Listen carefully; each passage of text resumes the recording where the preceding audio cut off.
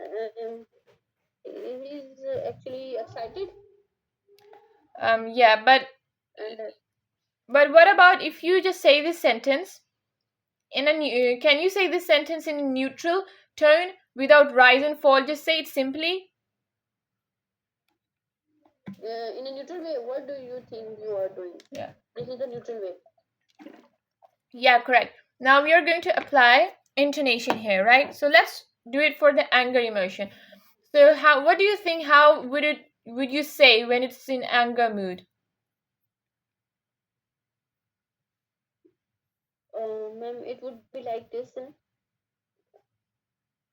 Um, what do you think you are doing? Okay, so without even looking at those red colored words, how do you feel comfortable in saying it in Hmm. anger? Can you say it on your own, like without following this? Yes, ma'am. Um, Go on. what do you think you are doing? What do you think you are doing? So basically, as I focused on what you said, you are applying stress on what? You are applying stress on you are doing. You are doing the same thing. And Hmm. this is what is on the screen. Hmm. So I have put these sentences after analyzing multiple sentences in such, emotion. So basically, what speakers do is that when they say these words, do you think? They go quickly over these words. They don't take much time while saying, do you think? So they move quickly on these words, do you think, right? Okay, ma'am. Um, yeah. So, and so they put stress on what and you and are doing. So, what you are doing. And basically, as I analyzed your way of speaking, you did the same. So, it was just a little bit emotion was in there, but it was kind of the same. So, you're going to say it like this. What do you think you are doing? So if you closely Hmm. listen, the do you think, these three words, I do pronounce them, they are clear, but I go quickly on them. I don't take much time on them. I don't put much emotion on them. I say, what do you think you are doing? Hmm. Yes, So ma'am. there are some words on which we will go quickly. We quickly pronounce them, go through them quickly, and some words will just take a little bit time or put stress on them, right? So now Yes. can you say it again with Yes, anger? ma'am. I see what you mean.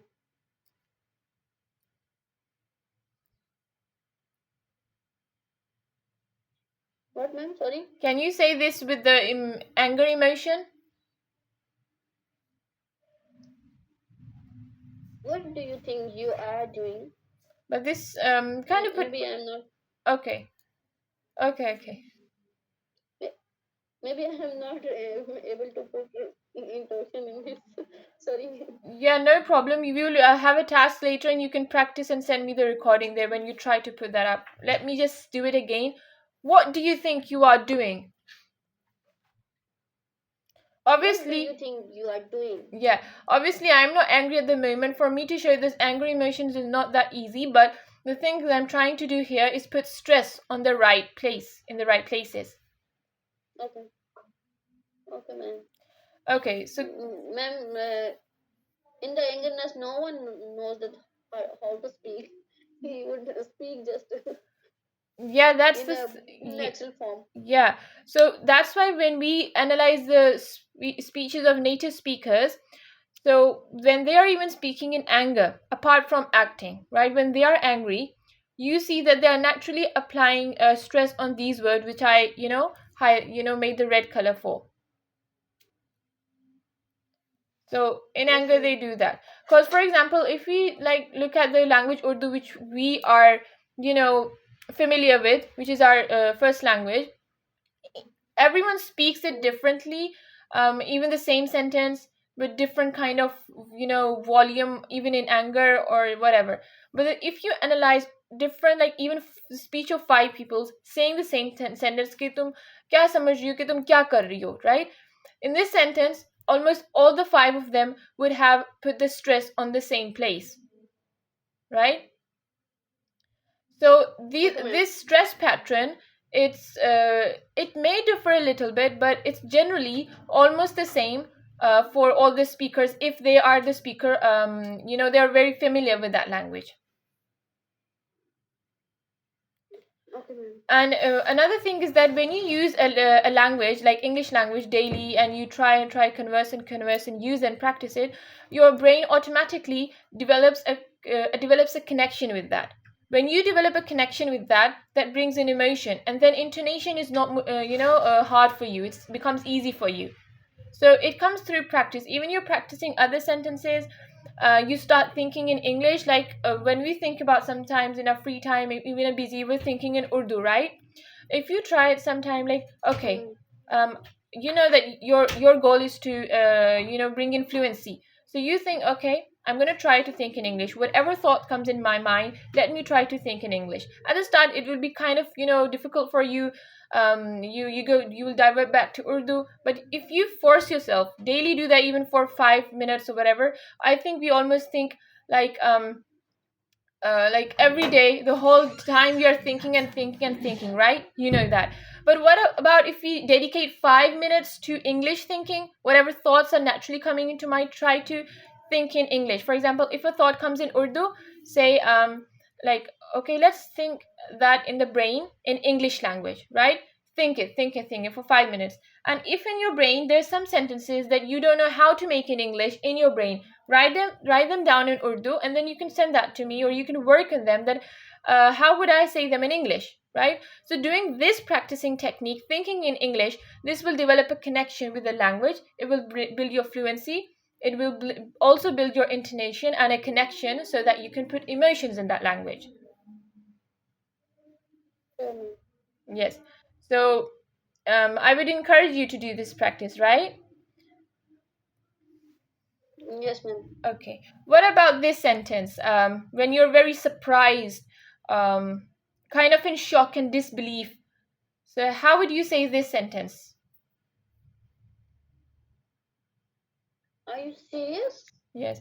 And almost everyone follows this pattern, right? Or have you noticed any other pattern? Mm, no, ma'am. I haven't noticed any other practice. Yeah, this Are you pattern, serious? yeah, everyone can say, "Are you serious?" That's how they say, right? Okay. So they kind of make it Yes, serious. ma'am. This is how they elongate it, right? Okay. What about you're uncertain, you're confused, and someone tells you to let's go now, and you're gonna answer, are we supposed to go now? Like क्या हमें हमें अभी जाना है? So that's in English we say, are we supposed to go now? Or are we supposed? Or you can say like a bit confusion. Are we supposed to go now? So whatever way I start, I put my whole stress on now. That's a pattern that's mostly followed by the native speakers when they're confused and saying this sentence, right? So can you say that? Yes, ma'am. Are we supposed to go now? Yeah, that's No. yeah. Even Urdu speakers do that well. I've seen some others, they do Mm, follow this pattern. And what we will do for these intonation patterns is that I will make some role play exercises where there'll be person A, person B. It will be some situation and context, right? And we will integrate some of these sentences which we have done in our session into that role play. And where I'll tell you some other instructions, and you will record that. And whenever these sentences will come, you'll be it's like kind of an acting formation or acting situation. You'll say with this kind of pattern, and we'll do this kind of role play practices, so that putting that emotion, intonation, and that natural speech thing, you get familiar with that and you get easy with that, right? no, ma'am. Okay. What about this one? You're very excited. How would you say this sentence? Mm, this is amazing. Yeah. So we say, this is amazing. Or we could say, oh my God, Mm, this is amazing. Right? So that's how we do it. Okay. madam, I want to ask one question. Go on. Mm, other than this, Mm-hmm. you have used yet, we could say, Yes. But like, can you repeat what did you ask? Just this could. I want to clear my question here that why we use the could here. You could say. You No, no, said no. we could say. वो जो था ना we could जो Yes, था ma'am. वो I'm asking. हाँ Uh, Actually, I was asking that you have said that we could say. You have said that we could say in this way, na? You have said this, Hmm. and I that came into my mind that why you have said why you have used the could here. We like you're talking about this sentence, is it grammatically correct or not? Yes, ma'am. I'm asking about from you Okay, so because hmm. if I would be rather than you, I will say like this. We can say like this. But I will use the can instead of could. That's why I'm asking. Can Oh, okay, no problem. I will use the can instead of could. Oh, no problem. Well, let me tell you. When we are casually conversing and it's not in a writing form, right? And we are conversing casually and there's a conversation going on, then you can either say we can say this, or you can either use the phrase that I said, we could say this. Both of them are correct. These two are used in, speaking in a conversation. Both of them are correct. You can go with any of them. There's no strictness that you can, why would you use this or why would you use that. Your one is okay and my one is okay too. Okay, ma'am. It's just a way of, Okay, ma'am. speaking and then jumping to another sentence. So it could be a can, it could be a could. Both of them fit here. Okay, okay. I was thinking that this is the rule that where we use the can and where we use the could. That's why I No, have no, noticed in your sentence, and that's why I asked. no Sorry, problem. don't You mind. can, any question that comes into your mind, it's very necessary that you should remove them and you can ask them. That's a very good thing, asking questions, because that's the only way we learn, right? So yeah, you can use both of these. There's no hard Okay, fast rule. Okay, so sure. okay. Now, well, you look a bit tired today. Is that my, delusion, or you're really tired? No, ma'am, I'm not tired. Even I'm fine, but my little child was actually teasing me when I have just started this online class. Actually, she was annoying me because she was saying that I will also listen to her what she is saying. And this is the first time I have taken the online session before her, and she is curious to listen you as well. And she is only 5 years old, but that's why she was teasing me, and I was not attentive to you as much as I could be. That's why. And Okay, okay. Oh, that's then uh, then this was actually the problem in the start. Now I'm fine. I have locked the door, and okay. No problem. Your daughter is very inside I curious. seated inside the room. Yeah, your daughter is Don't worry. very curious, like you too. And even She, I'm yeah. yeah, ma'am. And no, ma'am, I'm perfectly all right today because I have left the office today earlier, and I reached home within the time, and this was in my mind that I will take the class, and I'm okay in environmental aspects now. Okay, okay. Maybe I was thinking maybe I sound too much boring, or you're kind of feeling a little bit tired. It happens sometimes. It's natural. Anyways, not a problem. We can go with that. Okay. Just one correction. Usually, when you're speaking with me, sometimes I note down some of your words. And yesterday, I did note down some of your words, and I will send them to you which need correction. At the moment, I've noted some words which I tell you later. But one thing I feel that I should tell you right now. You said taughted, right? It's TAUGHTED, the third form, taughted. That's what you said, right? Ma'am, sorry, my network was off for the time, Okay. and if you Okay. can repeat, it would be good. Well, I was saying that there was one word. Um, that I sometimes, I'm noting down your words that you usually use in your conversation, which I feel that they need a little bit correction, or there are some phrases. Yesterday I did also note down some of your words, which I'll send you later. It's good that we correct them, side by side, so that everything goes on right. Now there's like not too much words, just some general words, and I think that I should clear one word here. You said taught, right? Taught. Short. But when you were speaking, you said, yeah, that's okay. Maybe it happens when you slip of a tongue or something. So that's why I just said, let me clarify. If you may know, but Okay. you don't say taught, you say taught. I taught her, right? Taught. Yes, yes, this is true, but maybe it was a slip of tongue because I don't use the Yeah. So no taught. problem. I mostly usually use the thought. That's why. Okay, No problem. okay, that's good. Done. Now, yesterday we talked about some 10 phrases that make you seem native, and now let's talk about some more phrases that are commonly used, right? Have you heard of this sentence, break a leg? Yes, ma'am. I heard because in my mm meeting, whenever we ask someone to deliver the presentation, then we say this way, make a life. Yeah. So, well, then what does that break a leg mean? Can you clarify or simplify that in simple words?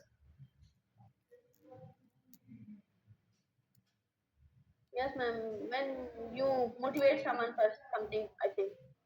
Yeah, very good. So, it's basically, um, yeah, you're pushing or encouraging someone that you have this task ahead, so gear up and put that energy on. Mm. So yeah, okay, so you know the usage of this one, break a leg. For example, you have a big test tomorrow, break a leg.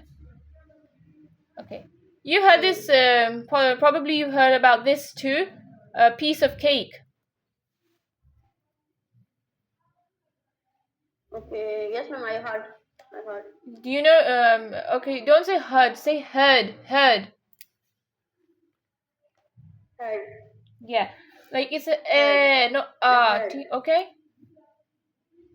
Okay. Heard. We'll focus on Heard. this word too. I'm just noting that down. Okay. So, what's the usage of piece of cake? When do you use that?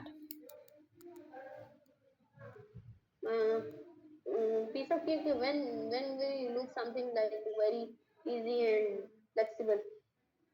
Yeah, that's something that's very easy peasy, lemon squeezy. So the test was a piece of cake. I Mm. finished it in 10 minutes. So yes, well, I would encourage you to, apart from we have some task and obviously exercise that you can, whatever you learn in your session, you can put that in the task to strengthen that. But I would also encourage you to use these phrases somewhere in your daily life. जैसे हम अक्सर ये चीज तो कहते हैं तो बहुत आसान था. Try saying that it was a piece of cake. ये piece of cake था. Just say something like that. Okay, Okay. ma'am. What about this one? Under the weather. Can you say this sentence? Under the weather. Yes, ma'am. Under the weather, but when we have some illness, I think so. Yes. So, for example, if I say, I won't come to work today. I'm feeling under the weather. So usually maybe you say you're speaking with your colleagues or maybe with your workplace people, and you tell them, I don't want to come today, I'm feeling sick. So I would encourage you to use this Mm. phrase, and if they don't understand, clarify them what that means. But if you're going to use that, you're going to basically strengthen your own knowledge, or the phrasal knowledge basically. Yes, ma'am. Okay, what about this one? Can you read that for me? Hit the books. So hit the books. Have you ever heard about anyone saying this phrase? Yes, yes, ma'am. I had in my class Uh, work when I was in MPH. I had. Okay. So what would its usage be? Uh, we use it when we do the some difficult task. Yeah, We say during the exam we say someone to hit the books, yeah, hit good. the books. So it basically you're kind of conveying them that we have to be serious and get on to work. Yes, ma'am. Okay, this spill the beans. I may have included this in your test too. You did that well, but let's just get over that. Do you really know its meaning? Fill the beans. Yes, ma'am. Actually, it is showing in this and that. That's why I use the words that is in my mind, and that's why spill the beans in when we have to reveal someone's secret and when we have to disclose someone's secret. Yeah, good. So that's how it is. So she spilled the beans about the surprise party. Now, did you get the meaning here? Mm, Yes, ma'am. And also there's a distinction here.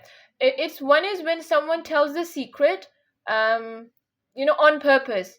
They tell the secret on purpose to the other person, with the intention that they are going to reveal that. That's another thing. We don't use spill the beans for that. We use spill the beans when someone accidentally reveals the secret, right?